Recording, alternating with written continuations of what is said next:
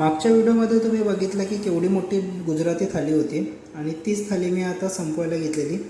तर हे असं ढोकळा, चटणी आणि बऱ्याचशा अशा भाज्या वगैरे खाऊन मी एकदम ताक पिऊन पूर्ण थाली संपवली आणि मग बाहेर निघालो.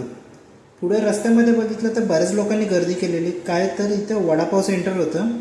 लांबूनच ते बघून मी परत पुढे निघालो. मग नंतर पुढे जरा बुटं पॉलिश करायची होती, तर ती बुटं पॉलिश करून घेतली आणि त्याचबरोबर त्या काकांची एकाग्रता बघून मी थक्क झालो. एकदम बारकाईने काम करत होते ते.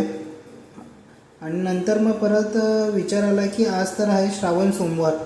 मग महादेवाचं मंदिर जवळच होतं, तर तिथे गेलो, दर्शन घेतलं आणि परत रूमवर जायचं ठरवलं. जाताना रिक्षा केली, पण सिग्नलला अशी एक रिक्षा बघितली की ज्याच्या मागे आरसा लावलेला. तर कोणाला माहीत असेल की याचा अर्थ काय असतो तर नक्कीच कमेंट करून सांगा. चला मग भेटूया पुढच्या व्हिडिओमध्ये.